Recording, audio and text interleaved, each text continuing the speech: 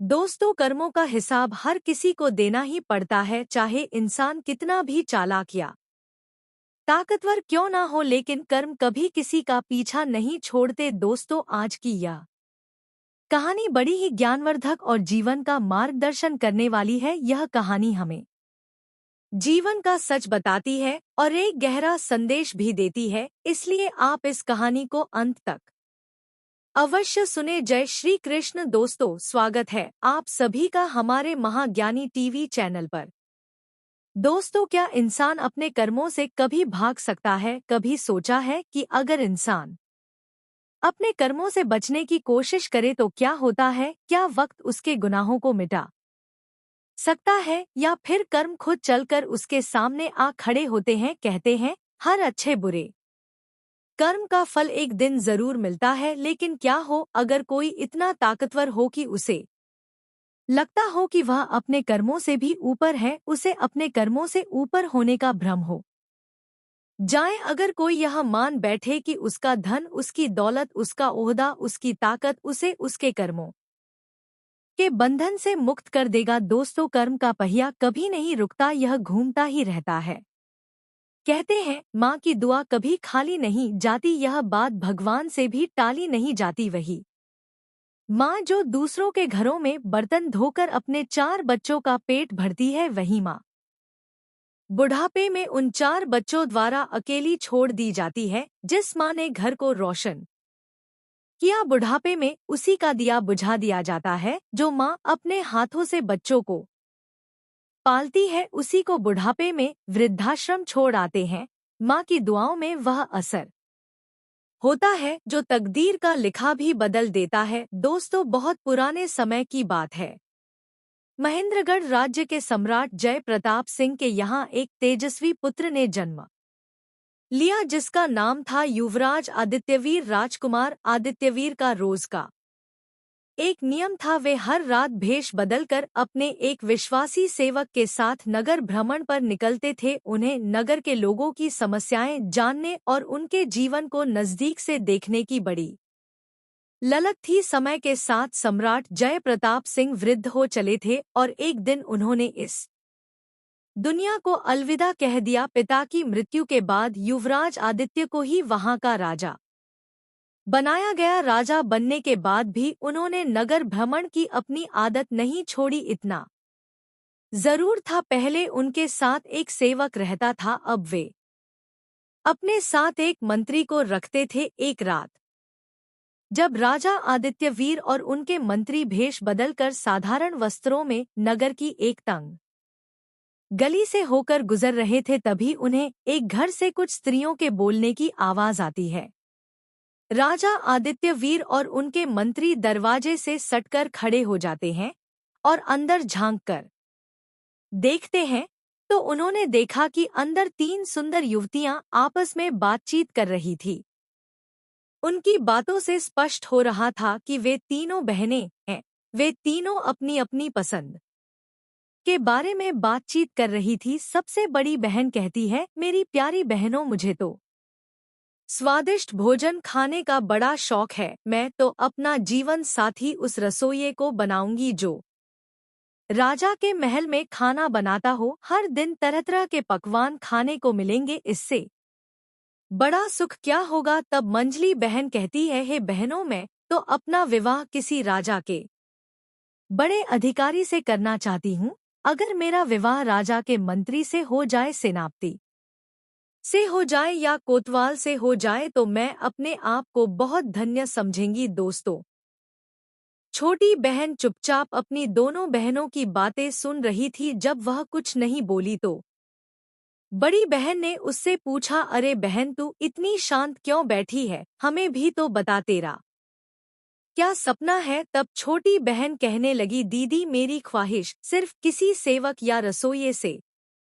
विवाह करने से पूरी नहीं होगी। मैं तो अपना विवाह राजा से करूंगी, ताकि तुम दोनों के पतियों पर मैं हुक्म चला सकूं। और मैं चाहती हूँ कि मेरे और राजा के मिलन से एक ऐसा पुत्र जन्म ले जो हंसे तो फूल झड़े, रोए तो आंखों से मोती टपके, जिसके एक और के के सोने के हो और दूसरी ओर के चांदी के, बस यही मेरा सपना है। अपनी छोटी बहन की बात सुनकर दोनों बहनें खिलखिलाकर हंसने लगी और कहने लगी, है बहन, तू तो हमेशा पागलों की तरह बात करती हो। दोस्तों, राजा आदित्यवीर और उनके मंत्री दरवाजे के पास छिपकर उन तीनों बहनों की बातचीत ध्यान से सुन रहे थे। तीनों बहनों की बात सुनकर राजा को बड़ा आश्चर्य होता है। राजा ने तुरंत मंत्री से कहा, मंत्री जी, इस घर को अच्छी तरह से पहचान लो और कल सुबह इन तीनों बहनों को दरबार में बुलवा लो। मुझे इनसे स्वयं कुछ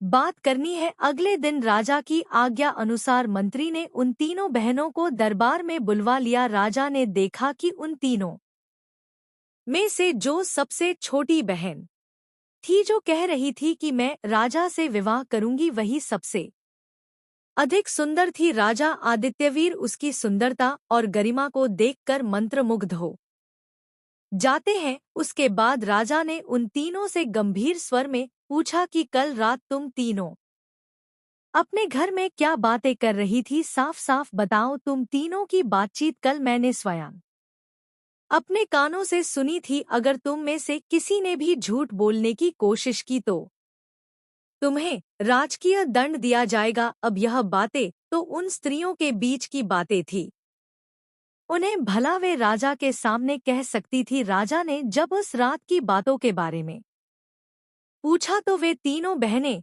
शर्मा गई। लज्जा के कारण कोई भी कुछ कह नहीं सकी। राजा ने जब दोबारा पूछा तो उन्होंने कहा कि महाराज, हमें ठीक से याद नहीं कि हमने क्या कहा था। आप सब कुछ छोड़कर हमें फिर से वही बातें बताइए और हम तुम्हारी इच्छाओं को पूरा करने का प्रयास करेंगे। इस प्रकार मजबूरी में उन तीनों बहनों ने रात में हुई बातचीत को राजा आदित्यवीर के सामने कह सुनाया। तीनों बहनों की बातें सुनकर राजा बहुत प्रसन्न हुआ। राजा आदित्यवीर ने तुरंत राजमहल के रसोइये को बुलवाया और इन तीनों में से जो बड़ी बहन थी उसका हाथ उस रसोइये के हाथ में दे दिया और कहा, है रसोई, आज से यह स्त्री तुम्हारी पत्नी है। आज से तुम्हारा यह धर्म है कि तुम इसे स्वादिष्ट भोजन बनाकर खिलाओगे। फिर राजा आदित्य ने अपने एक मंत्री को बुलवाया और मझली बहन का हाथ उसके हाथ में दे दिया। उसके बाद राजा ने छोटी वाली बहन से कहा कि तुम्हारी इच्छा थी कि तुम्हारा विवाह किसी राजा से हो और मैं स्वयं इस राज्य का राजा हूँ। आज से और अभी से मैं तुम्हें अपनी रानी के रूप में स्वीकार करता हूँ। यह सुनकर छोटी बहन बहुत प्रसन्न हो जाती है। राजा ने तुरंत घोषणा कर दी कि इसी समय मेरे विवाह की तैयारियां शुरू की जाए। इतना कहकर राजा आदित्यवीर अपने कक्ष में चले गए। उसके बाद राजा के जितने भी कर्मचारी थे वे विवाह की तैयारियों में जुट गए। उधर उन तीनों बहनों के विवाह की तैयारी होने लगी। बड़ी बहन का विवाह शाही रसोइये से हो गया। मछली वाली बहन का विवाह एक सम्मानित मंत्री से हो गया और छोटी बहन का विवाह बड़ी धूमधाम के साथ राजा आदित्यवीर के साथ हो गया। अब तीनों बहनें अपने अपने पतियों के पास रहने लगी। छोटी बहन को रानी बनाकर राजमहल में पहुंचा दिया गया। दोस्तों, यह देखकर उन दोनों बहनों को छोटी वाली बहन के भाग्य से जलन होने लगी। जब भी वे दोनों बहनें आपस में मिलती तो इस तरह सोचती थी कि हे बहन, छोटी वाली तो सचमुच रानी बन गई और हम अपनी इच्छा पाकर भी उसकी नौकरानी बनकर रह गए हैं। हमारी छोटी बहन इतनी कौन सी हूर की परी है? ऐसा क्या था उसमें जो राजा ने उसको अपनी रानी बना लिया? मझली बहन कहने लगी, बहन, बुरा तो मुझे भी लग रहा है। राजा ने उसमें ऐसा क्या देख लिया जो उससे विवाह कर लिया? कही हुई बातों का क्या है? व्यक्ति हर तरह की बातें सोचता है और करता है। मेरी समझ से तो छोटी वाली नहीं बल्कि तुम रानी बनने के योग्य थी। तब बड़ी बहन ने कहा, मुझे भी यह देखकर आश्चर्य होता है कि राजा की अक्ल पर क्या पत्थर पड़ गए थे जो उन्होंने उसे पसंद कर लिया। उससे तो तुम 10 गुना अच्छी थी। दोस्तों, इस प्रकार वे दोनों बहनें एक दूसरे को कोसने लगी और एक दूसरे की बुराई करके अपने दिल को तसल्ली देने लगी। लेकिन कई बार बात इतनी प्रबल हो जाती थी कि मन में विचार आता था कि हम उसकी बड़ी बहन होकर भी उसके नौकर जाकर की पत्नी हैं, और वह हमसे छोटी होकर भी हम पर हुक्म जताती है। हम और हमारे पति भी उसी के इशारों पर चलते हैं। इस तरह की बातें करके वे दोनों बहनें दिन रात अपनी छाती को जलाती रहती थी।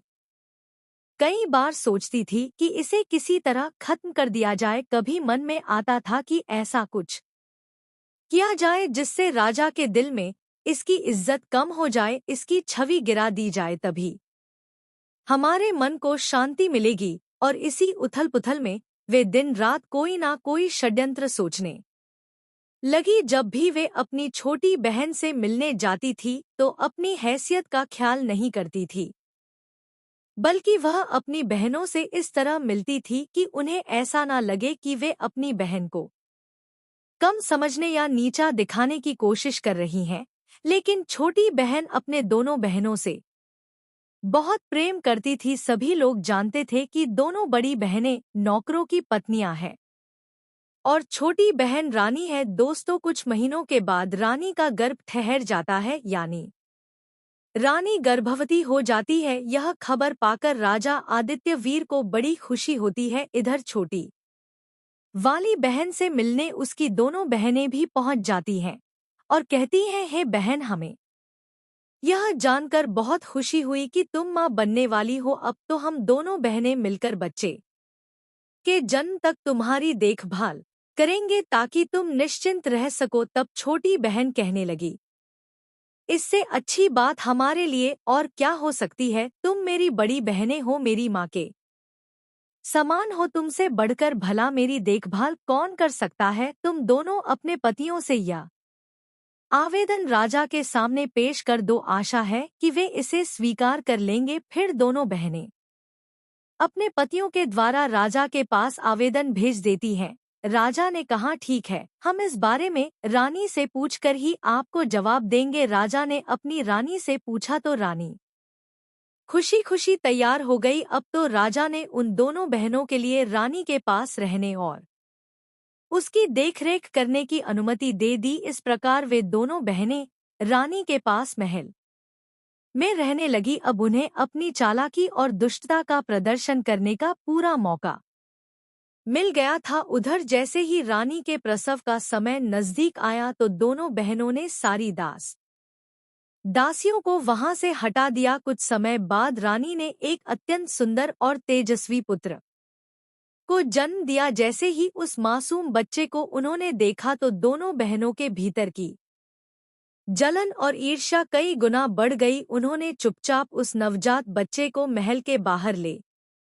जाकर एक कंबल में लपेटकर एक लकड़ी के संदूक में रखकर नदी में बहा दिया और अपनी चाल को पूरा करने के लिए उन्होंने एक मरा हुआ कुत्ते का बच्चा कहीं से उठाकर उसे रानी के पास लाकर रख दिया। फिर पूरे महल में शोर मचा दिया कि रानी ने किसी इंसानी बच्चे को नहीं बल्कि एक मरे हुए कुत्ते के बच्चे को जन्म दिया है। यह खबर सुनकर महल के लोग स्तब्ध रह गए। इधर जब राजा आदित्य वीर को यह बात पता चली तो उनका गुस्सा 7वें आसमान पर पहुंच गया। राजा क्रोधित होकर कहने लगे, ऐसी स्त्री का मैं क्या करूंगा जो कुत्ते के बच्चों को जन्म देने वाली है। ऐसी औरत का मेरे जीवन में कोई स्थान नहीं। मैं तो इस रानी को मरवा दूंगा। राजा को ऐसा कहता देखकर मंत्री ने उसे समझा बुझाकर शांत किया। इधर वह संदूक बहता हुआ नदी के रास्ते राजा के बगीचे के पास आ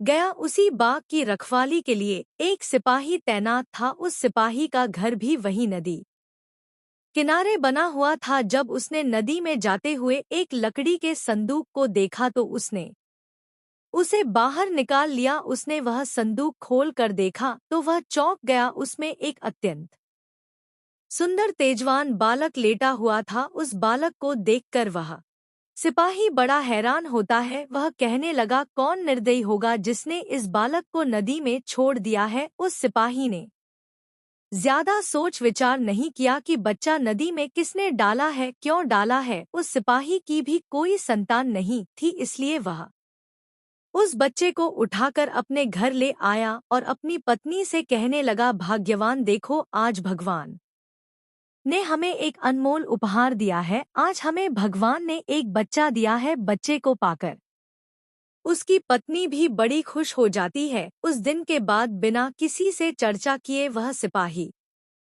और उसकी पत्नी उस बच्चे का पालन पोषण करने लगती है। समय बीतता गया और धीरे धीरे एक साल गुजर गया। दूसरे वर्ष रानी ने एक और सुंदर पुत्र को जन्म दिया। इस बार भी उसकी दोनों बहनों ने वैसा ही कपटपूर्ण षड्यंत्र रचा। उन्होंने नवजात बच्चे को चुपके से महल से बाहर निकाला और उसे एक संदूक में रखकर नदी में बहा दिया और रानी के पास एक मरी हुई बिल्ली का बच्चा लाकर रख दिया। राजा आदित्यवीर को जैसे ही पता चला कि उसकी पत्नी ने एक बिल्ली के बच्चे को जन्म दिया है तो बिल्ली को देखकर उसका गुस्सा भड़क उठा। पूरे राजमहल में फिर से मातम छा जाता है। राजा इस बार रानी को मार देना चाहता था। राजा को अत्यंत क्रोधित देखकर उनके मंत्री ने फिर से उसे समझाया और रानी को मरने से बचा लिया। अब धीरे धीरे राजा और राजमहल के लोगों की नजरों में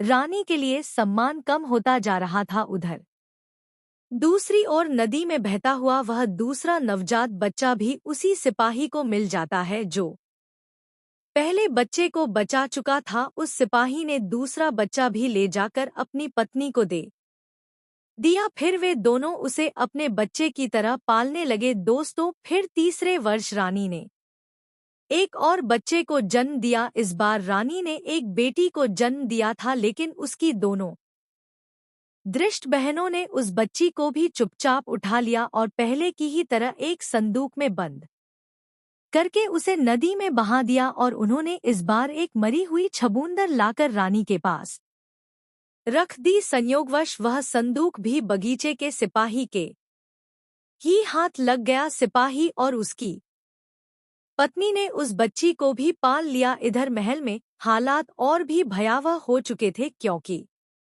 राजा मरी हुई छछूदर को देखकर पूरी तरह क्रोधित हो गया। इस बार राजा आदित्यवीर अपना क्रोध नहीं रोक पाया। राजा सोचने लगा कि इस रानी की वजह से तो हमारी पूरे नगर में बदनामी हो गई है। सब लोग यही कह रहे हैं कि रानी तो कुत्ते बिल्लियों को जन्म देती है। लगता है कोई कुल कलंकिनी राजा के घर में आ गई है। अब तो मैं इसे जीवित नहीं छोड़ूंगा। इधर राजा की मंशा को भलीभांति समझने के बाद में उस मंत्री ने हाथ पैर जोड़कर राजा से निवेदन करके रानी को मरने से बचा लिया। मंत्री ने कहा, महाराज, इसमें रानी का क्या दोष है? इसे जान से मारने के बाद भी आपके घर में बेटा बेटी नहीं हो जाएंगे। इसीलिए उचित यही होगा कि आप रानी को मारने की बजाय रानी के पास जाना छोड़ दे। राजा ने कहा, मंत्री जी, अगर तुम कहते हो तो मैं रानी को जान से नहीं मारूंगा, लेकिन उसे मैं ऐसी सजा दूंगा जो मृत्यु से भी अधिक पीड़ादायक होगी। और इस बार सजा के बारे में मैं तुम्हारी कोई दलील नहीं सुनूंगा। इसके बाद राजा ने नगर के मुख्य चौराहे पर एक जेलनुमा महल बनवाया। उसके बीचों बीच एक मजबूत लकड़ी का पिंजरा बनवाया गया, जिसमें रानी को बंद कर दिया गया। राजा ने यह आदेश करवा दिया कि इस चौराहे से जो भी निकल कर जाएगा वह रानी के ऊपर थूक कर जाएगा, और जो व्यक्ति ऐसा नहीं करेगा उसे भी ऐसी ही कठोर सजा दी जाएगी। राजा का यह आदेश सुनकर मंत्री का हृदय कांप उठा। वह सोचने लगा कि इस निर्दोष रानी को तो ऐसी सजा नहीं मिलनी चाहिए थी। इस सजा के योग्य तो इस रानी की दोनों बहनें हैं। दोस्तों, बेचारी निर्दोष रानी अब तो बिना करे की सजा पाने लगी। उधर वह रानी के तीनों बच्चे जो नदी में बहा दिए गए थे, अब उस सिपाही के घर में बड़े हो रहे थे। सिपाही और उसकी पत्नी ने उन्हें न केवल अपनाया बल्कि पढ़ाई लिखाई, संस्कार और हर तरह की उन्हें विद्या सिखाई। धीरे धीरे वे सभी विद्याओं में पारंगत हो गए। समय बीतने के साथ वे तीनों बच्चे बड़े होते हैं, पर दुर्भाग्यवश कुछ समय बाद उस सिपाही और उसकी पत्नी का देहांत हो जाता है। तीनों ने मिलकर उनका विधिपूर्वक अंतिम संस्कार किया और तीनों भाई बहन मिलकर उस घर में रहने लगे। दोनों भाइयों को राजा के यहाँ काम भी मिल जाता है, परंतु उनकी कभी राजा से भेंट नहीं हो पाई थी। एक दिन दोनों भाई शिकार खेलने जाते हैं, उनकी बहन घर में अकेली थी, उसके साथ में बस उसकी 2 सेविकाएं थी। उसी समय उसके घर पर एक बूढ़ी माँ आती है और उससे कहती है, बेटी क्या कुछ समय के लिए मैं तुम्हारे यहाँ ठहर सकती हूँ? तब लड़की ने कहा, बिल्कुल माँ, आप निसंकोच होकर रहिए। उसने बड़ी श्रद्धा से उस बूढ़ी माँ को बैठाया, उसे स्वादिष्ट भोजन कराया और पूरे आदर सत्कार के साथ उसकी सेवा की। फिर उसने उसे अपने घर के आसपास के सुंदर बाग बगीचों, क्यारियों और तालाबों को दिखाया। वहां का सुंदर वातावरण देखकर बूढ़ी माँ का मन प्रसन्न हो गया। लड़की ने पूछा, माँ, अब आप बताइए, आपको मेरा यह महल और बाग बगीचा कैसा लगा? इसके बारे में आपकी क्या राय है? क्या इसमें कोई कमी नजर आती है? तब बूढ़ी माँ ने कहा, बेटी, यह प्रश्न मुझसे ना करो तो अच्छा है। मैं कहूंगी तो तुम कहोगी कि यह 2 टके कि बुढ़िया मेरे आलीशान महल और बाग में कमी निकाल रही है। तब लड़की जोर देकर कहा, हे माँ, मैं ऐसा कुछ नहीं कहूंगी। आप जो कुछ भी कमी इसमें समझती हो वह निसंकोच मुझे बताओ, मैं उसे पूरा करने की कोशिश करूंगी। तब बूढ़ी माँ ने कहा, बेटी, तुम्हारा यह महल और बाग सचमुच अनुपम है, पर अगर इसमें 3 और अद्भुत चीजें जुड़ जाए तो यह संसार का सबसे सुंदर स्थान बन जाएगा। लेकिन उन्हें पाना आसान नहीं है, उनका मिलना बहुत कठिन है। इस पर लड़की ने कहा, माँ, वो 3 चीजें क्या है? कृपया बताइए। तब बूढ़ी माँ ने कहा, ध्यान देकर सुनो। पहली चीज है बुलबुल, जो इंसानों की तरह बोलती है। जब वह बोलती है तो उसके आसपास सैकड़ों हजारों चिड़िया इकट्ठा हो जाती है और उसके स्वर में स्वर मिलाने लगती है। दूसरी चीज है एक गाने वाला पेड़, उसके पत्ते मोटे और चिकने होते हैं।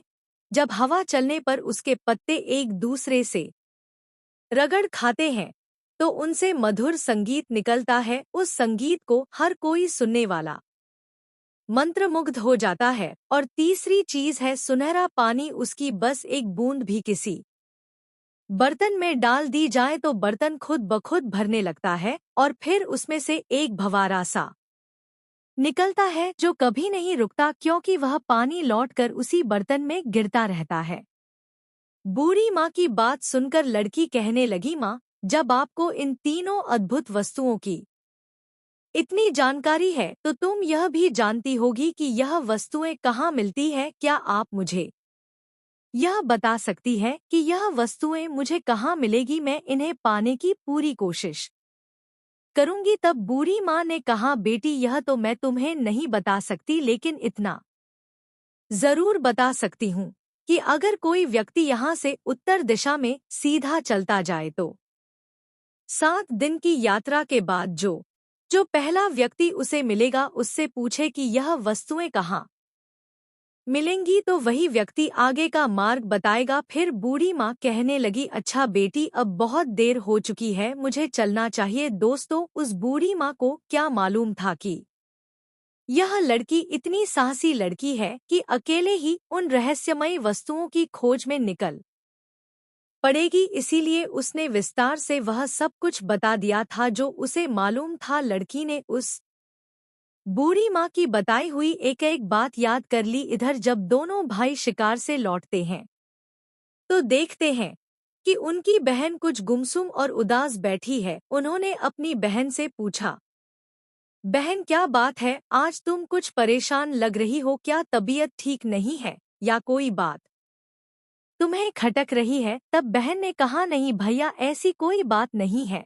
तब भाइयों ने कहा, यह तो तुम झूठ बोल रही हो, तुम्हारा चेहरा साफ बता रहा है कि कुछ तो है जो तुम्हें बेचैन कर रहा है। हम जब तक सच्चाई नहीं जानेंगे तुम्हारे पास से नहीं हटेंगे। बहन ने जब देखा कि उसके दोनों भाई सच में बात जानने पर अड़े हैं तो उसने कहा, भैया, मैं तुम्हें इसलिए नहीं बताना चाहती हूँ क्योंकि जो कुछ भी मैं कहूंगी उसे सुनकर तुम चिंता में और कष्ट में पड़ जाओगे और मुझे तुम्हें परेशान करना अच्छा नहीं लगता। लेकिन फिर जब तुम जिद कर रहे हो तो तुम्हें बता ही देती हूँ। बहन ने कहा, भैया, हमारे पिता ने यह महल बड़े प्रेम से हमारे लिए बनवाया था। उन्होंने इसकी सजावट और सुंदरता में कोई कसर नहीं छोड़ी थी, लेकिन अभी भी इसमें कुछ कमियां हैं किंतु आज मुझे 3 ऐसी अनोखी चीजों के बारे में पता चला है जिनके होने से यह बाग और महल और भी अलौकिक हो जाएगा। अगर वे 3 चीजें इस बाग में आ जाए तो हमारा महल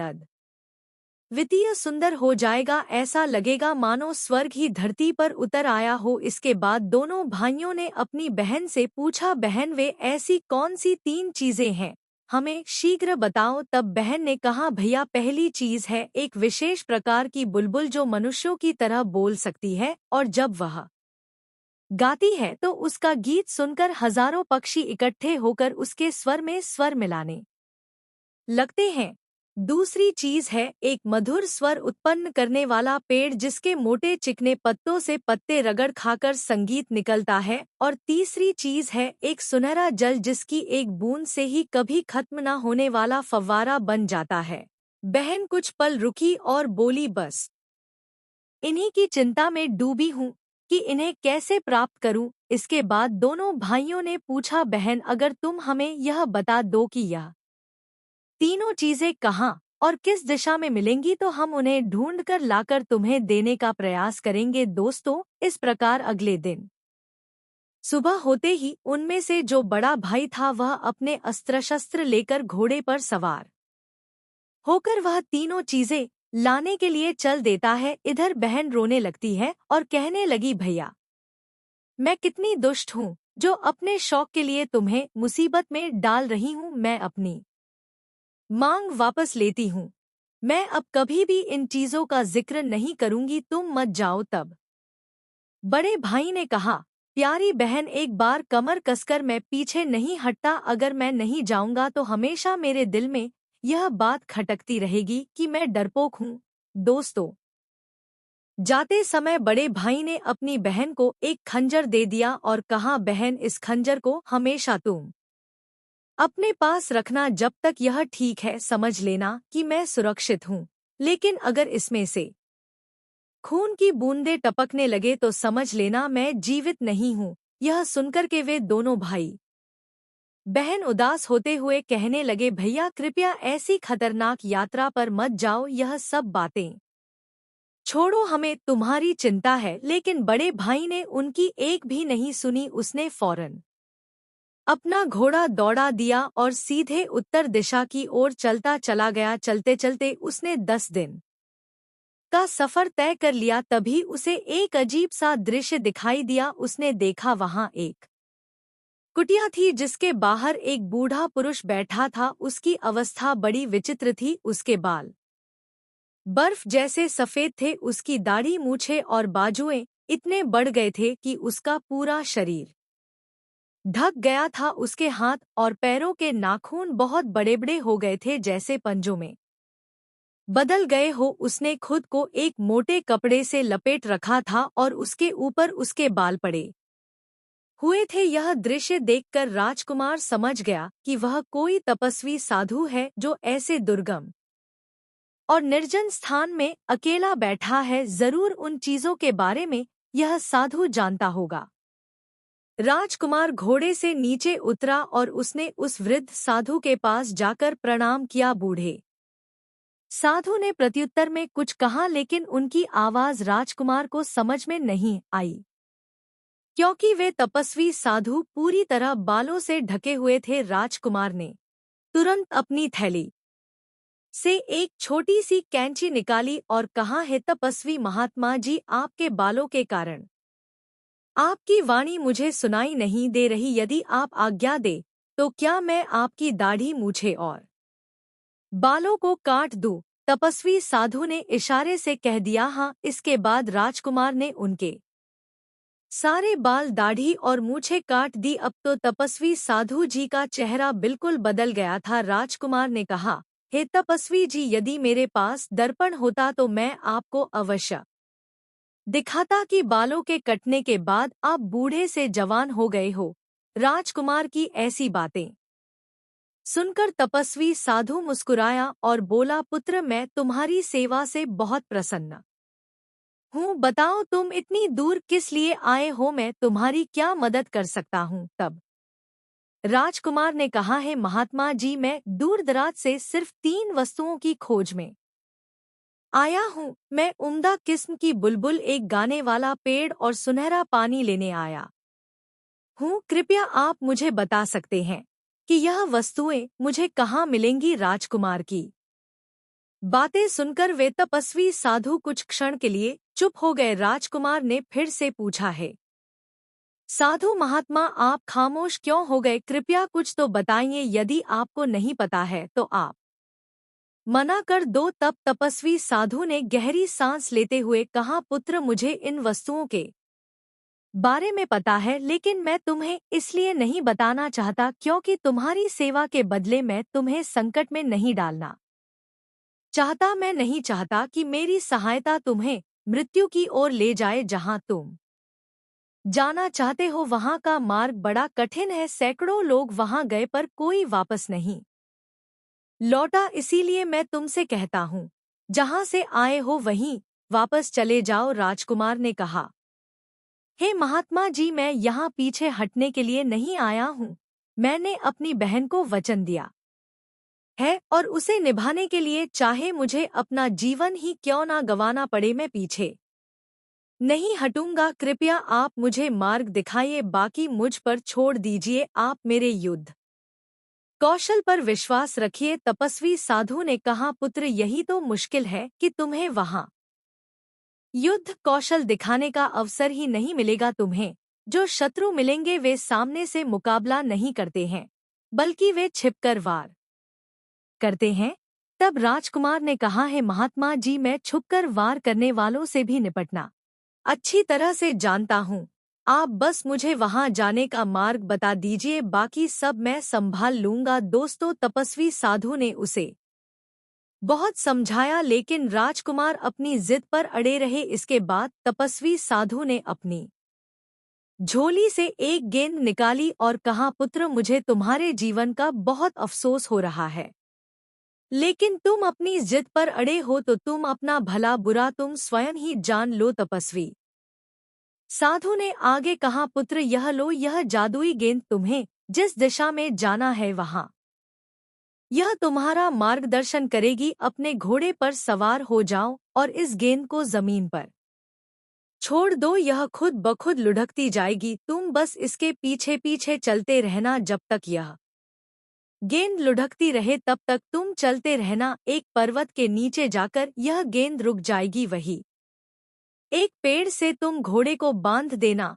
और फिर आगे पर्वत पर चढ़ने लगना। रास्ते में तुम्हें दोनों तरफ काले पत्थर नजर आएंगे, तुम उन पर ध्यान मत देना। इस दौरान तुम्हें पीछे से कई आवाजें सुनाई देंगी, तुम्हें कुछ धमकियां, कुछ गालियां सुनाई देंगी, फिर भी तुम उन पर ध्यान मत देना। अगर तुमने एक बार भी डर कर पीछे की ओर देखा तो तुम और तुम्हारा घोड़ा दोनों वहीं पर काले पत्थर के रूप में बदल जाओगे। वहां पड़े हुए काले पत्थर वही सब लोग हैं जो कभी तुम्हारी ही तरह इन चीजों की खोज में निकले थे और पीछे मुड़कर देखने के कारण वह पत्थर बन गए। अगर तुम बिना डरे पर्वत की चोटी पर पहुंच गए तो तुम्हें वहां पर एक पेड़ पर टंगा हुआ एक पिंजरा मिलेगा, जिसमें वह बोलने वाली बुलबुल मौजूद होगी। उस चिड़िया की बातों से तुम्हें डरना नहीं है, बल्कि उससे तुम उस गाने वाले पेड़ और सुनहरे पानी का पता पूछना। वह बुलबुल तुम्हें बताएगी कि यह चीजें कहाँ मिलेगी। इन सब चीजों को पाने के बाद तुम्हारी राह में कोई खतरा नहीं रहेगा। तपस्वी साधु ने आगे कहा, पुत्र, अब मैंने तुम्हें सब कुछ बता तो दिया है, पर फिर भी मेरी सलाह यही रहेगी कि तुम वापस लौट जाओ। तुम्हारी राह बहुत कठिन है, मैं स्पष्ट देख पा रहा हूँ कि तुम वहां तक पहुँच नहीं पाओगे। उससे पहले ही काला पत्थर बनकर रह जाओगे। लेकिन राजकुमार तपस्वी साधु को प्रणाम करके आगे के लिए चल देता है। तपस्वी साधु ने वह गेंद जमीन पर लड़का दी। वह गेंद लुढ़कती लुढ़कती उसी पहाड़ी की तलहटी में जाकर रुक गई। राजकुमार ने बिना समय गवाए अपने घोड़े को पास के एक वृक्ष से बांधा और उस पर्वत पर चढ़ना शुरू कर दिया। कुछ दूर आगे जाने पर उसे बड़े बड़े काले पत्थर दिखाई दिए। वे काले पत्थर चारों ओर फैले हुए थे। राजकुमार उन पत्थरों के बीच 5 कदम ही आगे बढ़ा होगा कि तभी पीछे से कुछ आवाजें आनी शुरू हो जाती है। वे आवाजें राजकुमार को धमका रही थी, उसे भयभीत कर रही थी। कोई आवाज कह रही थी, कौन है यह मूर्ख जो आगे बढ़ रहा है? तो कोई आवाज कह रही थी, पकड़ो इसे। एक और आवाज कह रही थी, यह कितना बड़ा दुष्ट है, इसे पकड़कर मार डालो। कोई आवाज उस पर चीखती थी, कोई चिल्लाती थी, कोई कहती थी, इसे घेर लो, जरूर यह दृष्ट उस चिड़िया को चुराने आया है। राजकुमार ने उन आवाजों की उपेक्षा की और तेजी से आगे के लिए बढ़ने लगा, लेकिन वह जितना आगे बढ़ रहा था उतनी ही आवाजें तेज होती जा रही थी। राजकुमार ने अपने कान बंद कर लिए, लेकिन आवाजें कानों के पर्दे चीरती जा रही थी। उसका मन विचलित हो गया, मस्तिष्क भारी लगने लगा। तपस्वी साधु ने उसे जो बताया था वह उसके दिमाग से निकल गया। उसने झटके से पीछे मुड़कर देखा। जैसे ही उसने पीछे मुड़कर देखा तो राजकुमार और उसका घोड़ा दोनों पल भर में ही काले पत्थर में बदल गए। इधर राजकुमार ने अपनी बहन को जो खंजर दिया था कि मेरी मृत्यु होने पर इस खंजर से रक्त टपकने लगेगा, राजकुमारी हर रोज उस खंजर को म्यान से निकाल कर देखती थी, लेकिन उधर जैसे ही राजकुमार काला पत्थर का बन गया वैसे ही उस खंजर से रक्त टपकने लगा। यह देखकर राजकुमारी बिलखबिलक कर रोने लगी। वह सिर पटक कर कहने लगी, हाय मेरे भैया, मेरी नासमझी के कारण तुम्हारी जान चली गई। ना जाने किस अपशगुनी घड़ी में वह कमबख्त बुढ़िया यहाँ आई थी, ना वह यहाँ आती, ना मैं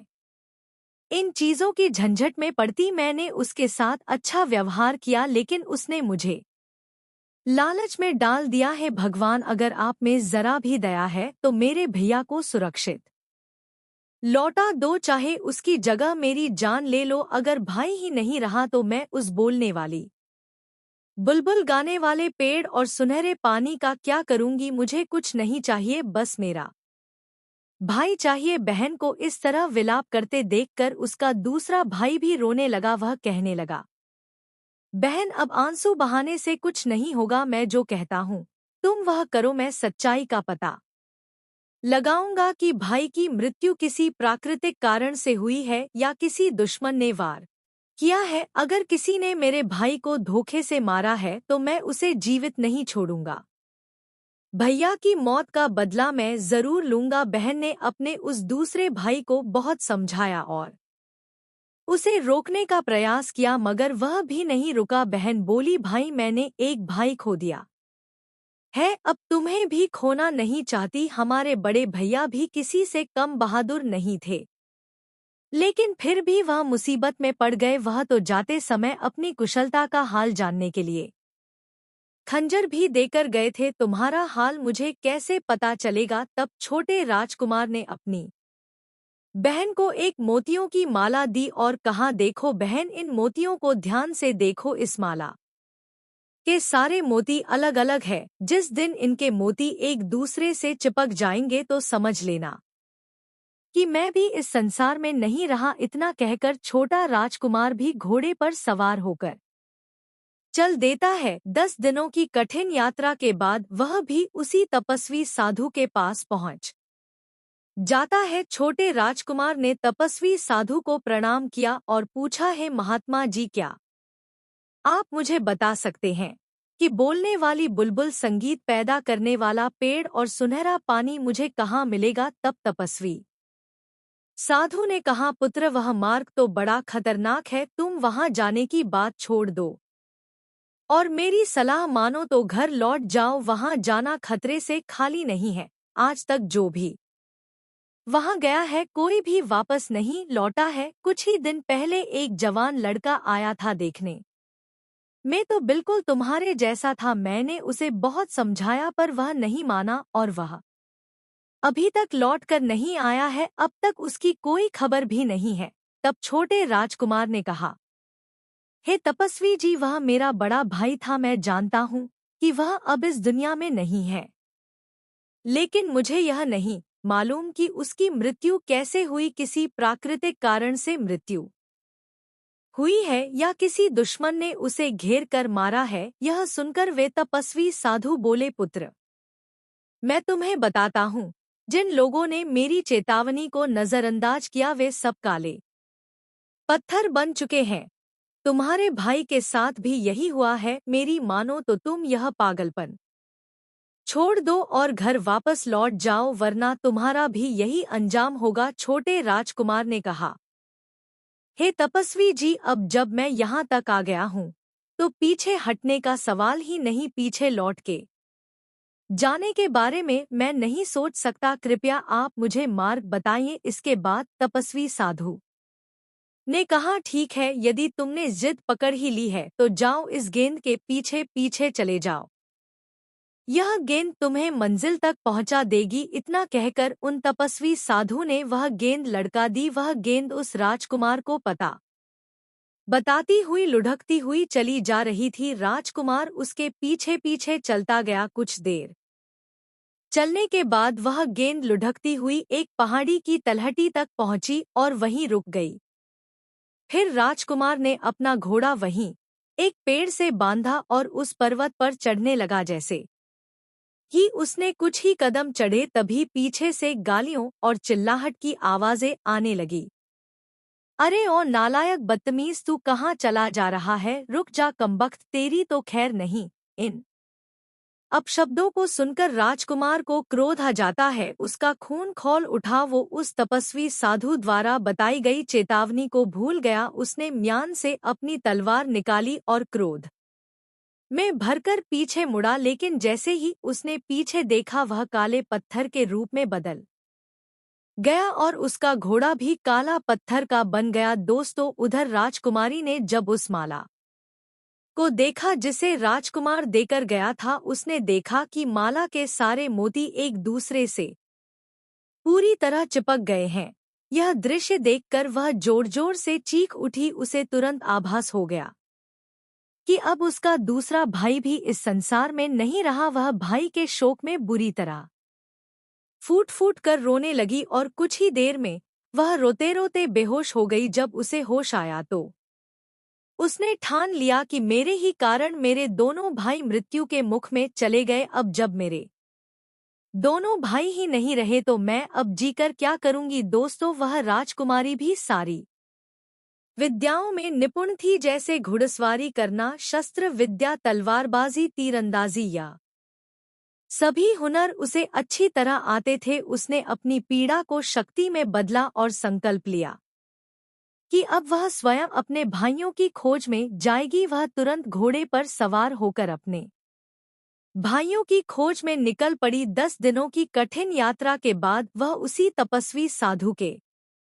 पास आती है और उन्हें प्रणाम करके पूछती है, हे तपस्वी जी, मुझे बोलने वाली बुलबुल, गाने वाला पेड़ और सुनहरा जल चाहिए, बताइए यह मुझे कहाँ मिलेगा? तब तपस्वी साधु ने कहा, पुत्री, तुम एक कन्या हो और तुम्हारे लिए अच्छा यही होगा कि तुम अपनी इच्छाओं पर संयम रखो और जिन चीजों का विचार तुम मन में लेकर आई हो उन चीजों को भूलकर तुम वापस लौट जाओ। वह मार्ग अत्यंत जोखिम भरा है। तब राजकुमारी ने कहा, है तपस्वी जी, अब मैं वापस नहीं जा सकती। कृपया मुझे उस मार्ग की हर कठिनाई के बारे में विस्तार से बताइए ताकि मैं पहले से तैयार रह सकूं।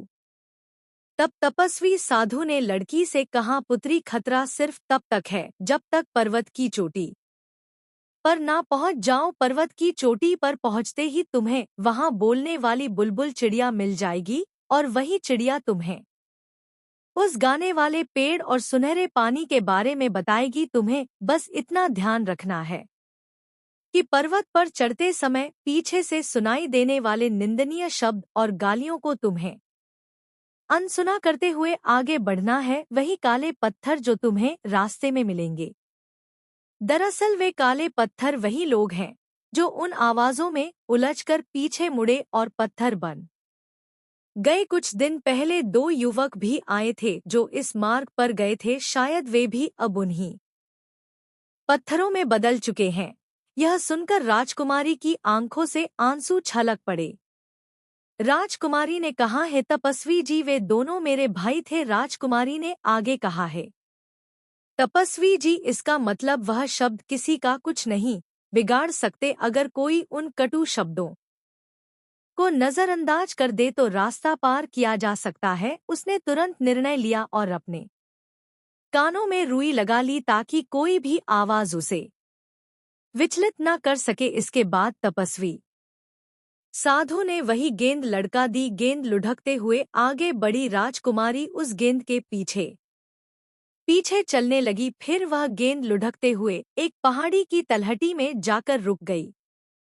राजकुमारी ने अपने घोड़े को पहाड़ी की तलहटी में ही छोड़ दिया और ऊपर की ओर चढ़ने लगी। जैसे जैसे वह आगे बढ़ी उसके पीछे से बड़ी ही डरावनी और भयावह आवाजें आने लगी। लेकिन क्योंकि उसने पहले से ही अपने कानों में रुई डाल रखी थी इसलिए उन भयानक आवाजों का असर उस पर नहीं हुआ। वह बिना रुके बिना डरे लगातार बढ़ती जा रही थी। गालियां और धमकियां और भी तीव्र होती जा रही थी, लेकिन राजकुमारी उन गालियों को सुनती गई और सहन करती गई। आखिरकार वह उस पहाड़ की चोटी पर चढ़ ही गई। वहां पहुंचकर उसने देखा कि एक पिंजरे में एक सुंदर चिड़िया मधुर सुर में गा रही है। लेकिन जैसे ही उस चिड़िया की नजर लड़की पर पड़ी तो वह एकदम से गरज कर कहने लगी, रुक जा लड़की, मेरे पास आने की जुर्रत मत करना।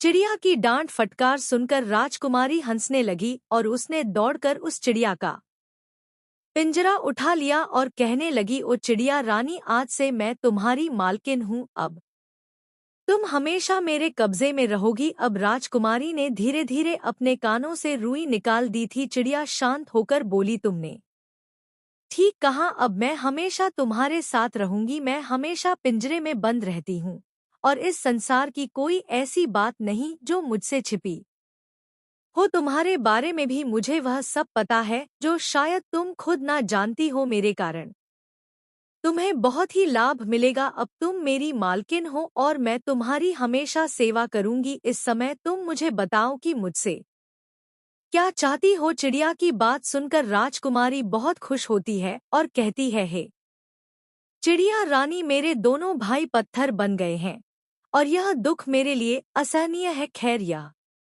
बातें मैं तुमसे बाद में करूंगी। पहले मुझे यह बताओ कि वह गाने वाला पेड़ और सुनहरा पानी मुझे कहाँ मिलेगा। चिड़िया ने जो रास्ता बताया तो राजकुमारी चलकर उस स्थान पर पहुंची। वहां एक सुनहरे पानी का कुंड था। इसके बाद राजकुमारी ने एक चांदी की सराय में वह पानी भर लिया। फिर उसने चिड़िया से गाने वाले पेड़ के बारे में पूछा तो चिड़िया ने कहा, तुम्हारे पीछे जो बड़ा जंगल है, इसी में वह गाने वाला पेड़ तुम्हें मिलेगा। वहां पहुंचते ही तुम्हें समझ आ जाएगा कि वह पेड़ कौन सा है, क्योंकि उस पेड़ से संगीत की मधुर धुनें निकलती होंगी। राजकुमारी ने कहा, यह तो ठीक है, लेकिन मैं उस पेड़ को उखाड़ कर लाऊंगी। कैसे? तब चिड़िया ने कहा, नहीं, पेड़ नहीं उखाड़ना है, तुम सिर्फ उसकी एक टहनी तोड़कर ले आना। जब तुम उस टहनी को अपने बगीचे में लगाओगी तो वह टहनी कुछ ही समय में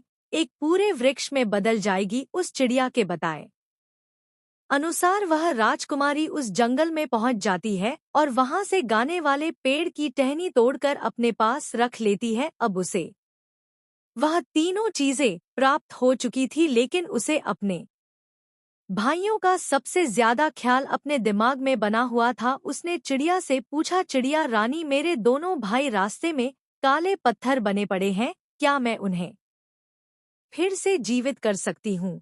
मुझे तो यह भी नहीं मालूम कि उन काले पत्थरों में मेरे भाई कौन से हैं। तब चिड़िया कहने लगी, तुम्हारे पास जो यह सुनहरा जल है, बस उसकी कुछ कुछ बूंदें उन पत्थरों पर छिड़कते जाना, तुम्हारे भाई फिर से जीवित हो जाएंगे। चिड़िया की यह बात सुनकर राजकुमारी बहुत प्रसन्न हो गई और पिंजरा और टहनी लेकर वह खुशी खुशी पहाड़ से नीचे उतरने लगी। जहाँ जहाँ उसे काले पत्थर दिखाई दिए, उसने एक एक पत्थर पर वह सुनहरा जल छिड़क दिया। जहाँ जहाँ उसने बूंद डाली, वहाँ वहाँ पत्थर धीरे धीरे इंसानों में बदलने लगे। जितने लोग पत्थर के बन गए थे, घोड़े सहित सब अपने असली रूप में आ गए और उन्हीं पत्थरों के बीच उसके दोनों भाई भी जीवित हो गए। अपने भाइयों को जीवित देखकर वह दौड़कर एकदम उनसे लिपट कर रोने लगी। वह कहने लगी, भैया, मुझे बोलने वाली चिड़िया, सुनहरा जल और गाने वाला पेड़ मिल गया है, इनसे मिलने से ही तुम फिर से जीवित हो पाए हो। और मैंने यहाँ जितने भी पत्थर बने लोग थे उन सभी पर यह जल छिड़का और सबको जीवित कर दिया है। दोस्तों, वे सब लोग राजकुमारी का धन्यवाद करने लगे। सबने मिलकर कहा कि तुमने हमें नया जीवन दिया है, हम हमेशा तुम्हारे ऋणी रहेंगे और तुम्हारे हर आदेश का पालन करेंगे। तब राजकुमारी कहने लगी, मैंने तुम लोगों पर कोई एहसान नहीं किया है, मैं तो बस अपने भाइयों को बचाना चाहती थी। अगर मेरी वजह से तुम सबका भी जीवन लौट आया है तो यह मेरे लिए बड़ी खुशी की बात है। अब तुम सभी अपने अपने घर लौट जाओ, अपने परिवारों से मिलो और नया जीवन शुरू करो। दोस्तों, फिर राजकुमारी और उसके दोनों भाई अपने अपने घोड़े पर सवार होते हैं। दोनों राजकुमारों ने एक एक चीज ले ली। एक ने गाने वाले पेड़ की टहनी ले ली तो दूसरे ने पानी की सीसी ले ली और राजकुमारी ने बोलने वाली चिड़िया का पिंजरा ले लिया। बाकी जितने भी लोगों को राजकुमारी ने जीवन दान दिया था वे सब लोग उनके पीछे पीछे चलने लगे। राजकुमारी और उसके दोनों भाई जब तपस्वी साधु की कुटिया पर उनका धन्यवाद करने के लिए पहुंचे तो वे तपस्वी साधु अपनी कुटिया से गायब हो चुके थे। वह तपस्वी साधु केवल इसी एक कार्य के लिए वर्षों से उस स्थान पर विराजमान थे। उन तपस्वी साधु की सहायता से ही आज राजकुमारी को तीनों चीजें प्राप्त हुई थी। इसके बाद राजकुमारी अपने दोनों भाइयों के साथ खुशी खुशी अपने महल लौट आती है। उसके महल के बाहर उनके विशाल उद्यान के एक कोने में राजकुमारी ने बोलने वाली चिड़िया के लिए एक विशेष स्थान बनवाया। राजकुमारी ने उस चिड़िया का पिंजरा एक सुंदर पेड़ पर लटका दिया। जैसे ही चिड़िया ने अपनी मीठी बोली में गाना शुरू किया, आसपास के हजारों पक्षी आकर उसके साथ सुर में सुर मिलाने लगे। पूरा वातावरण जैसे संगीत से गूंज उठा। उसी बाग के एक हिस्से में जहां थोड़ी दूरी पर जगह खाली थी वहां राजकुमारी ने उस गाने वाले पेड़ की टहनी को लगा दिया। कुछ ही दिनों में वह टहनी एक घना और विशाल वृक्ष बन गई और जब भी हवा चलती उसके पत्तों की रगड़ से उसमें मधुर संगीत की ध्वनि पैदा होती। इसके बाद राजकुमारी ने पत्थरों से बाग में एक सुंदर कुंड बनवाया और उस कुंड में वह सुनहरा पानी डाल दिया। कुछ ही पलों में वह पूरा कुंड स्वर्णिम जल से भर गया और उसके बीच से एक सुंदर फवारा ऊपर उठने लगा। दोस्तों, कुछ ही समय में राजकुमारी के बाग का सौंदर्य और वहां की अद्भुत चीजों की चर्चा पूरे नगर में फैल गई। लोग दूर दूर से उस चमत्कारी चिड़िया गाने वाले पेड़ और स्वर्णकुंड को देखने के लिए आने लगे। धीरे धीरे पूरे नगर के लोग उन तीनों को जान गए और सब लोग राजकुमारी और उसके दोनों भाइयों से बहुत प्रेम करने लगे। दोस्तों, एक दिन दोनों राजकुमार शिकार खेलने के लिए जाते हैं। संयोग से उसी समय उस नगर के राजा आदित्य वीर भी अपने सैनिकों के साथ शिकार के लिए उसी वन में आए थे। अचानक दोनों राजकुमार राजा के सामने आ जाते हैं। दोनों राजकुमारों ने उन्हें देखते ही आदर पूर्वक प्रणाम किया। यह दोनों राजकुमार इतने सुंदर थे कि उनकी सुंदरता को देखकर राजा पल भर के लिए उन्हें देखता ही रह जाता है। राजा ने दोनों राजकुमारों से पूछा, तुम दोनों कौन हो और कहां से आए हो? दोनों भाइयों ने हाथ जोड़कर राजा से कहा, महाराज, हम दोनों आपके पुराने सिपाही के पुत्र हैं। हमारे पिता अब इस संसार में नहीं है। हम अपनी बहन के साथ उस जंगल के पास वाले महल में रहते हैं जिसे हमारे पिताजी ने आपकी अनुमति लेकर बनवाया था। हमें वहां इसलिए अच्छे वातावरण में रखा है ताकि बड़े होकर हम आपकी सेवा करें। राजा आदित्य वीर ने कहा, यह तो ठीक है, लेकिन लगता है तुम यहाँ पर शिकार के लिए आए थे। क्या तुम्हें मालूम नहीं कि यह जंगल शाही शिकार के लिए है और यहाँ किसी को भी शिकार खेलने की अनुमति नहीं है? तब दोनों राजकुमारों ने क्षमा याचना करते हुए कहा, क्षमा करें महाराज, हमारे पिता की असमय मौत हो गई है। हमारा निर्देशन करने वाला भी कोई नहीं है, इसलिए हम लोगों का ज्ञान अधूरा है और अन्य युवकों की तरह हमसे भी भूल हो गई है। कृपया हमें क्षमा करें। दोस्तों, राजकुमारों की बातें सुनकर राजा आदित्य वीर मुस्कुराने लगते हैं और कहते हैं, पुत्रों, क्या तुम दोनों को शिकार करना भी आता है या नहीं? तब दोनों राजकुमारों ने कहा, हाँ महाराज, हमें शिकार खेलना अच्छी तरह से आता है। यदि आप आज्ञा दे तो हम अभी अपना कौशल दिखा सकते हैं। तब राजा ने कहा, तो ठीक है, दिखाओ मुझे तुम्हारा पराक्रम। दोस्तों, थोड़ी ही देर में दोनों राजकुमारों ने एक बाघ तथा एक भालू का शिकार करके राजा के समक्ष लाकर रख दिया। राजा आदित्यवीर उन दोनों राजकुमारों की वीरता को देखकर बहुत प्रसन्न होते हैं और कहते हैं, हे वीरों, मैं तुम्हारी वीरता से तुम्हें अलग नहीं करना चाहता, इसलिए मैं चाहता हूँ कि तुम मेरे साथ महल में चलो और मेरे साथ भोजन करो। तब राजकुमारों ने कहा, महाराज, इस समय हम आपके साथ नहीं चल सकते, कृपया हमें क्षमा करें। राजा ने थोड़ा आश्चर्य से पूछा, क्यों नहीं चल सकते? तब राजकुमारों ने कहा, महाराज, हमारी एक बहन है, हम तीनों हर निर्णय मिलकर करते हैं, हम उसके परामर्श के बिना कोई निर्णय नहीं लेते, हम अपनी बहन की सलाह लेकर ही आपके यहाँ आ सकते हैं। यह सुनकर राजा ने कहा, मुझे इस बात की बड़ी खुशी है कि तुम भाई बहन एक दूसरे की सलाह से काम करते हो। राजा आदित्यवीर ने आगे कहा, ठीक है, आज तुम अपने घर जाओ और अपनी बहन से बात करो और कल इसी स्थान पर मुझसे फिर मिलो। इस प्रकार दोनों राजकुमार राजा को प्रणाम करके अपने घर लौट आते हैं। लेकिन दोस्तों, घर पहुंचने के बाद वे अपनी बहन से इस विषय में चर्चा करना भूल जाते हैं। अगले दिन जब वे फिर उसी जंगल में शिकार के लिए पहुंचते हैं तो राजा आदित्यवीर पहले से वहां मौजूद थे। तब राजा ने उनसे पूछा, क्या तुमने अपनी बहन से परामर्श किया या नहीं? राजा के पूछने पर वे दोनों राजकुमार घबरा जाते हैं और एक दूसरे को देखने लगते हैं। फिर वे दोनों कहने लगे, महाराज, हमसे बड़ी भूल हो गई, हम यह बात अपनी बहन से कहना ही भूल गए। तब राजा ने कहा, कोई बात नहीं पुत्रों, आज नहीं तो कल बात कर लेना, मैं प्रतीक्षा करूंगा। दोनों राजकुमार अपने घर आते हैं और अपनी बहन से कहते हैं, बहन, आज जंगल में शिकार खेलते समय हमारी भेंट इस नगर के राजा से हुई।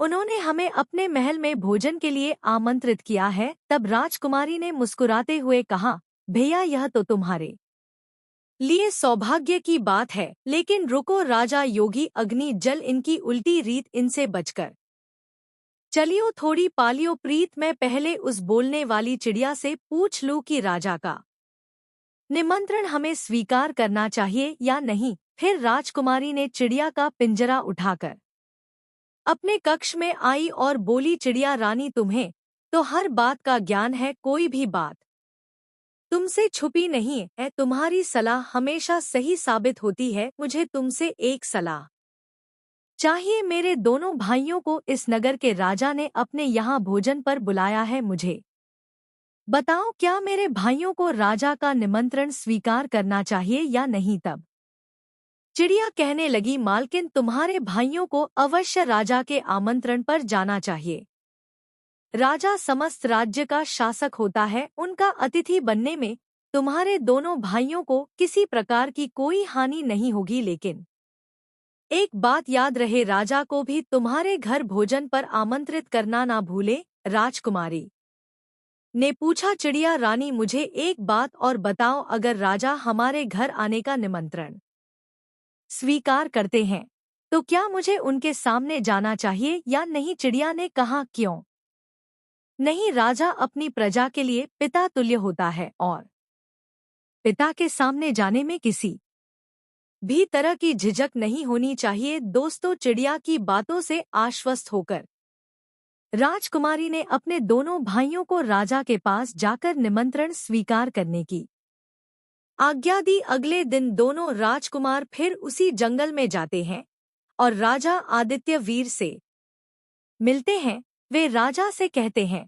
महाराज, हम आपका आमंत्रण स्वीकार करते हैं, लेकिन एक शर्त पर राजा ने कहा, कैसी शर्त? तब दोनों राजकुमार कहने लगे, महाराज, हम आपका निमंत्रण तभी स्वीकार करेंगे जब आप भी हमारा निमंत्रण स्वीकार करेंगे, आप भी हमारे घर भोजन के लिए पधारेंगे। यह सुनकर राजा आदित्यवीर ने उन दोनों राजकुमारों का यह प्रस्ताव सहर्ष स्वीकार किया। इसके बाद राजा उन दोनों राजकुमारों को अपने महल में बुलाकर ले गए और उन दोनों की खूब अच्छे से खातिरदारी की। राजा ने उनकी इतनी अच्छी खातिरदारी की कि कई दरबारी और मंत्रियों को ईर्ष्या तक होने लगी। वे सभी आपस में फुसफुसाने लगे कि इन अजनबियों के प्रति राजा इतने दयावान क्यों है। राजा के सभी कर्मचारियों को इस बात पर बड़ा ही आश्चर्य हो रहा था। सब लोग यह सोचकर हैरान थे कि अपरिचित का इतना सम्मान क्यों हो रहा है। दोनों राजकुमारों के रंग रूप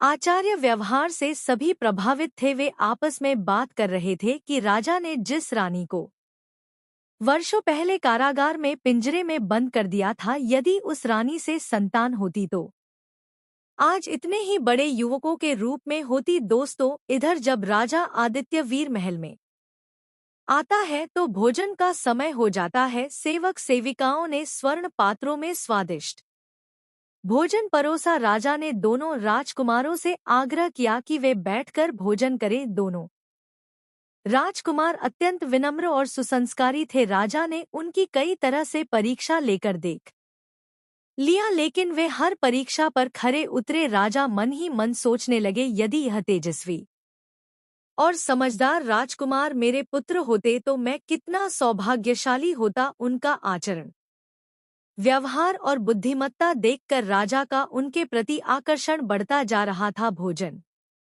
के उपरांत राजा उन्हें अपने मनोरंजन कक्ष में लेकर गए और देर तक बातचीत करते रहे। उनकी बातें सुनने से उनका जी नहीं भर रहा था। इसके बाद राजा ने गायन वादन और नृत्य का कार्यक्रम आरंभ करने का आदेश दे दिया। शाही दरबार के सर्वश्रेष्ठ गायक और वादक बुलाए गए और उन्होंने अपनी श्रेष्ठ कला का प्रदर्शन किया। फिर नाच गाने का इंतजाम किया। नृत्यांगनाओं ने मोहक नृत्य प्रस्तुत किए और नाटककारों ने नाटक किए। यह कार्यक्रम कई घंटों तक चलते रहे। फिर शाम होने पर दोनों राजकुमारों ने राजा से विदा लेने की अनुमति मांगी और राजा से कहा, महाराज, अब आप भी हम गरीबों के घर में पधार कर हम पर कृपा करें। तब राजा ने उनका निमंत्रण स्वीकार करते हुए कहा, तुम्हारे घर आकर मुझे अवश्य प्रसन्नता होगी और मैं तुम्हारी बहन से भी भेंट करना चाहूंगा। दोस्तों, इस प्रकार दोनों राजकुमार अपने घर लौट आते हैं और अपनी बहन को सारी बात बताते हैं। बहन, राजा ने सबके समक्ष हमारा बड़ा ही आदर सत्कार किया और यह वादा किया है कि वह कल शिकार से लौटकर हमारे घर अवश्य पधारेंगे। अब हमें उनके स्वागत हेतु विशेष भोजन और व्यवस्था करनी होगी। तब राजकुमार कहने लगी कि तुम चिंता मत करो, मैं बोलने वाली चिड़िया से सलाह लेकर सारा प्रबंध कर दूंगी। फिर राजकुमारी उस बोलने वाली चिड़िया का पिंजरा अपने कमरे में लेकर जाती है और चिड़िया से पूरी बात साझा करती है। तब चिड़िया कहती है, मालकिन, यह तो तुम्हारे लिए बहुत ही सौभाग्य की बात है कि स्वयं राजा तुम्हारे घर पधारने वाले हैं। तुम्हें उनके स्वागत सत्कार की समुचित तैयारी करनी चाहिए, किंतु मेरे कहने से तुम एक विशेष भोजन बनाओ। तुम खीर का गाढ़ बनाना और उसके ऊपर मेवा की तरह जगह जगह मोतियों को बिछा देना। तब राजकुमारी बोली, यह कैसा व्यंजन हुआ? यह तो हंसों का नाम तो सुना था कि मोती खाते हैं, पर राजा मोती खाएगा यह समझ में नहीं आया। और इतने मोती मिलेंगे कहाँ? तब चिड़िया ने कहा, मालकिन, तुम इसकी चिंता मत करो। तुम्हारे बगीचे के पूर्व दिशा में एक पुराना पेड़ खड़ा है, उसी पेड़ की जड़ में तुम्हें मोती मिलेंगे। तुम उस पेड़ की जड़ को खुदवाना, वहां तुम्हें ढेर सारे मोती मिलेंगे। चिड़िया के कहे अनुसार राजकुमारी ने तुरंत दो सेवकों को बुलाकर उस पेड़ की जड़ को खुदवाया। कुछ ही देर में एक सुनहरी संदूक बाहर निकली, जिसमें विविध प्रकार के आभूषण और अनगिनत सुंदर मोती भरे हुए थे। यह देखकर राजकुमारी का चेहरा खुशी से खिल उठा। दोस्तों, अब राजकुमारी को उस बोलने वाली चिड़िया पर बहुत अधिक विश्वास हो गया था। इसके बाद राजकुमारी ने महल की ऐसी सफाई कराई कि महल चमकने लगा। फिर दोनों राजकुमार सुंदर वस्त्र धारण करके अपने घोड़ों पर सवार होकर शाही शिकार वाले गांव में पहुंच जाते हैं। उधर कुछ देर तक उन्होंने राजा के साथ रहकर शिकार खेला, किंतु उस दिन मौसम अत्यंत गर्म था और धूप भी तीव्र थी, इसलिए उन दोनों ने शिकार खेलना जल्दी समाप्त कर दिया गया और अपने सैनिकों को वापस भेज दिया। इसके बाद राजा दोनों राजकुमारों के साथ उनके घर आते हैं। जब राजा उनके घर पहुंचे तो राजकुमारी ने हाथ जोड़कर राजा को प्रणाम किया और उनका स्वागत किया। तब दोनों राजकुमारों ने राजा से कहा, महाराज, यह हमारी बहन है। राजा ने स्नेहपूर्वक राजकुमारी के सिर पर हाथ फेरा और उसकी सुंदरता को कुछ पल निहारते रहे। राजकुमारी के चेहरे को देखकर राजा को कुछ याद सा आ रहा था कि उसकी सूरत जरूर किसी से मिलती जुलती है, मगर वे समझ नहीं पा रहे थे कि उसका चेहरा आखिर किससे मिलता है। उसके बाद राजकुमारी राजा को अपने घर के भीतर बुलाकर ले जाती है और उसे पूरा महल और बाग बगीचा दिखाने लगती है। राजा ने भवन की साज सज्जा देखकर कहा, पुत्री, तुमने अपने महल की सजावट बहुत अच्छे ढंग से की है। अब मुझे तुम अपना बाग भी दिखाओ, जिसकी मैंने बहुत प्रशंसा सुनी है। इसके बाद राजकुमारी राजा को अपना बाग भी दिखाती है। राजा बाग में जाते हैं और गौर से देखने लगते हैं। वे बाग की सुंदरता देखकर मोहित हो जाते हैं। उस बाग में सब कुछ सुंदर था, लेकिन उनकी नज़र उस फवारे पर जा अटकी जो बाग के मध्य में था। वह फवारा इतना अद्भुत था कि उसका सुनहरा पानी काफी ऊंचाई तक उछल रहा था। राजा ने पास में जाकर देखा तो वे हैरान रह गए। तभी उन्हें एक पेड़ से अत्यंत मधुर संगीत की ध्वनि सुनाई देने लगी। राजा कहने लगे, लगता है इन्होंने अपने बगीचे में गाने बजाने वालों का भी इंतजाम कर रखा है, क्योंकि बाग से बड़े ही मधुर संगीत की ध्वनि सुनाई दे रही थी। तब राजा ने राजकुमारी से पूछा, क्या सचमुच तुमने अपने बाग में संगीतकारों की भी व्यवस्था कर रखी है, क्योंकि वहां से तो स्वर्गिक संगीत की ध्वनि आ रही है। तब राजकुमारी हंसकर कहने लगी, महाराज, हमारे बाग में कोई गायक या संगीतकार नहीं है। वह तो एक विशेष पेड़ है जिसके पत्तों की आपस में रगड़ से मधुर संगीत की ध्वनि निकलती है। दोस्तों, राजा आदित्य वीर यह सुनकर हक्का बक्का रह जाता है। उसकी आंखों के सामने सचमुच वह पेड़ लहराते हुए संगीत में धुनें बिखेर रहा था। राजा ने कहा, यह तो बड़ी अजीब सी चीज है। इसके जैसी चीज मैंने आज तक कभी देखी है, ना ही सुनी है। इन जैसी चीज की तो मैं कभी कल्पना भी नहीं कर सकता। यह अद्भुत वृक्ष तुमने कहाँ से प्राप्त किया? तब राजकुमारी ने कहा, महाराज, यह मत पूछिए कि हमने इसे कहाँ से पाया है। इसे मृत्यु के मुख से निकालकर हम लाए हैं। राजकुमारी ने राजा से आगे कहा, महाराज, मेरे पास एक और विलक्षण वस्तु है जिसे आपको अवश्य देखना चाहिए। वह एक चिड़िया है जो मनुष्य की भांति बोलती है, और जब वह गाती है तो हजारों पक्षी उसकी ओर खींचे चले आते हैं और सुर में सुर मिलाते हैं। राजा उस चिड़िया को बड़े ही गौर से देखने लगे। जब वे चिड़िया को देखते हैं तो फिर उसे बीती हुई बातें याद आने लगती है। तभी वह चिड़िया स्वयं उस बीती कहानी को राजा को सुनाना शुरू करती है। जब राजा ने चिड़िया की बातें सुनी तो वे अपना सिर पकड़कर बैठ गए और बोले, अरे, यह सारी बातें तो हमें रानी की बहनों ने बताई थी, जो रानी की सगी बहनें थी, क्योंकि वे उसकी शुभचिंतक थी। तब चिड़िया कहने लगी, महाराज, यही तो आपका सबसे बड़ा भ्रम था कि आपने उन्हें शुभचिंतक समझा। जब से उन्होंने देखा कि वे नौकरों से ब्याही गई है और उनकी छोटी बहन महारानी बन गई है, तो वे ईर्ष्या से जल उठी। उन दुष्ट बहनों ने तो यह भी नहीं सोचा कि रानी ने विवाह के बाद भी उनसे बहनों जैसा प्रेम रखा था। रानी को मृत्युदंड दिलाने के लिए उन्होंने 3-3 बार सफेद झूठ बोला है। वह तो भला हो उस मंत्री का जिसके कारण रानी की जान बची है। रानी के प्रति अपने दुर्व्यवहार को याद करके राजा की आंखों से आंसू बहने लगे।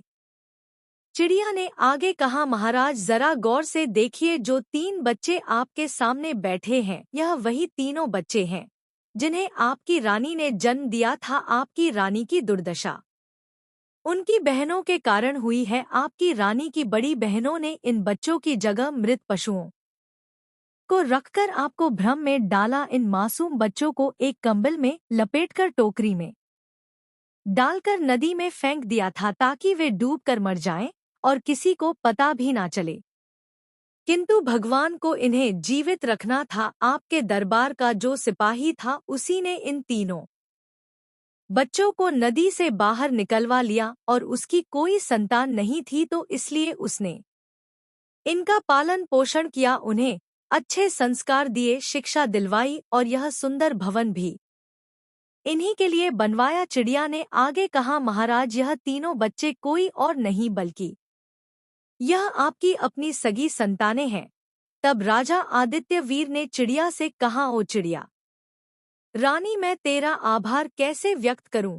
दुश्मनों की दुष्टता और रानी का निर्दोष होना मेरे सामने आज तुमने स्पष्ट कर दिया है। तुमने मेरे बच्चों की भी पहचान कराई जिन्हें मेरा हृदय वर्षों से अनजाने प्रेम से चाह रहा था। मैं अक्सर सोचता था कि इन बालकों के प्रति मन में अकारण ममता क्यों उपजती है, क्यों मैं इनसे नाराज नहीं हूँ पाता। यह कहते हुए राजा ने अपने तीनों बच्चों को भावुक होकर सीने से लगा लिया।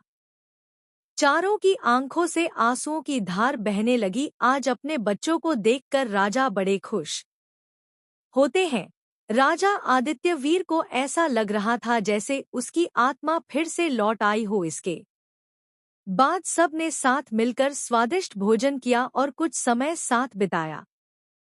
थोड़ी देर बाद राजा ने विदा लेते हुए कहा, अब मैं महल लौटता हूँ, कल फिर वापस आऊंगा। कल तुम लोगों को मेरे नहीं बल्कि अपनी माता के स्वागत के लिए तैयार रहना है। उसके बाद तुम्हें मेरे साथ महल चलना होगा। दोस्तों, महल पहुंचते ही राजा ने मंत्री को बुलवाया और उसकी बुद्धिमत्ता की बहुत प्रशंसा की कि तुम कितने बुद्धिमान मंत्री हो। यदि तुम ना होते तो मेरी रानी जीवित नहीं बचती।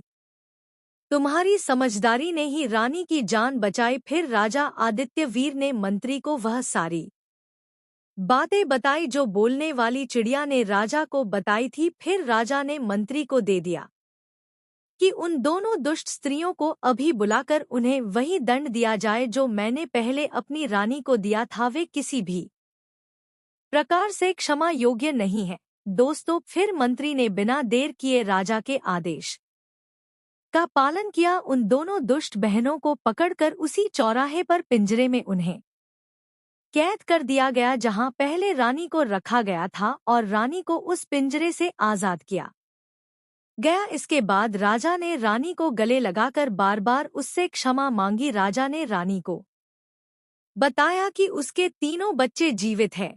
यह शुभ समाचार पूरे राज्य में जंगल की आग की तरह फैल गया। हर गांव और नगर में उत्सव मनाया गया। गीत संगीत नृत्य होने लगे, मिठाइयां बांटी गई। राजा रानी को लेकर महल में आ गए और तीनों बच्चे अपनी मां से देर तक लिपटे रहे। रानी अपने बच्चों से मिलकर बहुत प्रसन्न हुई। आज परमात्मा ने उन्हें फिर से मिला दिया था। उसका टूटा हुआ संसार फिर से जुड़ गया था। राजकुमारी ने अपनी मां को उस बोलने वाली चिड़िया से मिलवाया और बगीचे के उस चमत्कारी पेड़ को दिखाया जिससे मधुर संगीत निकलता था। फिर चिड़िया ने राजा और रानी से कहा, है महाराज, हे रानी साहिबा, यदि जीवन में इन 3 बातों का हमेशा ध्यान रखा जाए तो इससे ना कभी आपकी औलाद पर कभी संकट आएगा, ना कभी धन की हानि होगी और ना ही कोई धोखा दे सकेगा। पहली बात, बिना अपनी आंखों से देखे सुनी सुनाई बातों पर विश्वास करके कोई निर्णायक कदम ना उठाए सुनी सुनाई बातों पर निर्णय लेने से कई बार निर्दोष दंडित हो जाते हैं और दोषी बच जाते हैं। इसलिए हमेशा अपनी आंखों से देखकर ही उचित कदम उठाना चाहिए। किसी भी काम में संयम और विवेक से निर्णय लेना चाहिए, चाहे वह धन के मामले हो या रिश्तों के जल्दबाजी या अंधविश्वास से बचना चाहिए। अपने निर्णयों से संतुलित रहना और सही समय पर सही निर्णय लेना आपको आर्थिक हानि से बचा सकता है और अपनों से धोखे की संभावना को कम कर सकता है। दूसरी बात, कितना भी घनिष्ठ संबंध क्यों ना हो, उस पर भी कभी विश्वास नहीं करना चाहिए। हमेशा विश्वासी ही धोखा देता है। किसी पर पूरी तरह से भरोसा करने से पहले उसे कसौटी पर परखते रहना चाहिए। तीसरी बात, लोग धोखा देते हैं। इन 3 कारणों से ईर्ष्या, लालच और अपमान। आप हमेशा ईर्ष्या रखने वालों से दूर रहिए। लोभी, लालची और कामी लोगों से दूरी बनाकर रखिए और किसी का भी अपमान मत करिए। यदि इन 3 बातों को जीवन में अपनाया जाए तो ना कोई दुख करीब आएगा और ना ही कोई संकट आएगा। आप हमेशा और आपका परिवार सदैव धोखों से और संकटों से बचा रहेगा। दोस्तों, इस प्रकार राजा का बिखरा हुआ परिवार फिर से एक हो जाता है और महल में फिर से खुशियों का वातावरण लौट आता है। रानी के सारे कष्ट दूर हो जाते हैं। तो दोस्तों, कैसी लगी आपको यह कहानी? कमेंट बॉक्स में जरूर बताएं। अगर अच्छी लगी हो तो वीडियो को लाइक और चैनल को सब्सक्राइब करना ना भूलें। इस वीडियो को अपने दोस्तों के साथ भी शेयर करें। कमेंट बॉक्स में लिखिए जय श्री राधे कृष्णा। तो मिलते हैं अगले वीडियो में, तब तक के लिए आप अपना ख्याल रखें। धन्यवाद।